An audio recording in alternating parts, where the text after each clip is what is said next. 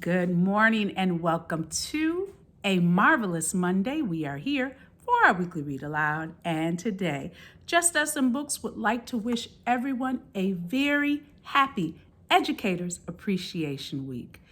Thank you for all that you do, and we know it's a lot, so thank you, thank you, thank you. And today, we are going to read an appropriate book. The name of our story is called Lila Greer, Teacher of the Year. Lila Greer, Teacher of the Year. Our author is Andrea Beaty, and it was illustrated by David Roberts. Lila Greer, Teacher of the Year. Here we go. In a big, windy city, in a small bungalow, lived a father, 5 children, 3 cats, and 1 crow. The baby was Leela, with a curl on her head, which cast on odd shadow and filled her with dread, as did cabbages, cardboard, bananas, and bark, and each little thing that went bump in the dark.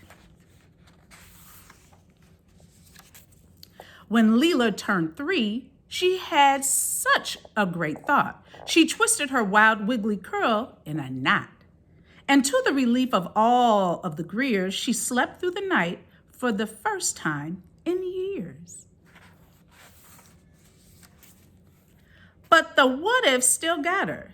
They made her heart race, put knots in her stomach, a frown on her face. What if there are monsters? What if there are bees? What if I get stuck with some clowns eating cheese? In a very small room in a building so high, what if? It made Leela cry. Leela felt calmer in places she knew, with the people she loved and who loved Leela too. Upside down. Then everything changed when they moved out of town. It flipped Leela's entire world upside down.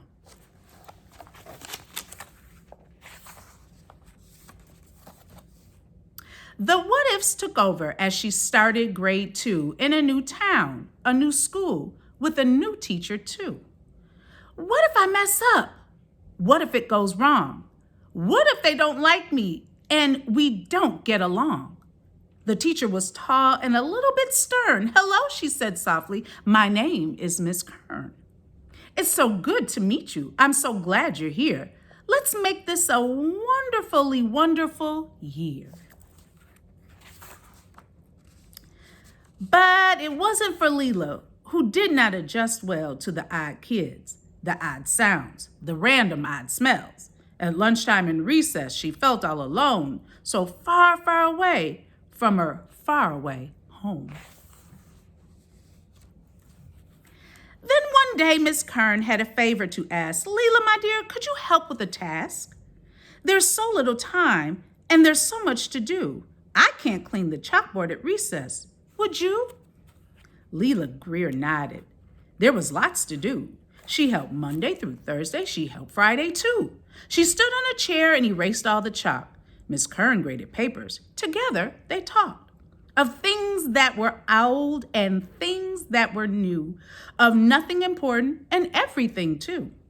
For the very first time in Blue River Creek, Leela felt better and ready to speak of her worries and what-ifs. It felt very good, knowing someone was listening and they understood.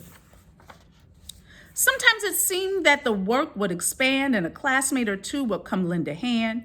A kid with a kitten, a kid with a curl, a zoo-loving boy, a bird-loving girl. Then one day, Miss Kern said, "Thank you, my dear. You've been such a help. I can take it from here." Which was fine because somehow the months had flown by and there was a playground for Leela to try. "Just one final thought," Miss Kern said in the hall. "What if some what-ifs are not bad at all? When you start an adventure, who knows where it ends? What if you learn something? What if you find friends?" And And so it went for young Lila Greer. Things settled down for the rest of the year. Then came third grade and eighth, and some in between. And before long, young Leela grew into a teen. Sometimes the what-ifs came roaring right back. It was tough, but with help, she got back on track. Time passed, as it does, and with each passing grade, old memories were forgotten as new ones were made. She worked hard, studied year after year, and was finally ready to start her career right there in Blue River Creek, of all places, as teacher for 17 smiling young faces who needed her knowledge, her skill, and her care. She straightened her black skirt and patted her hair. But the what-ifs got to her as she looked in the door, and feelings came back from so long before. Lila Greer froze in a bad deja vu from her earliest moments of life in grade 2.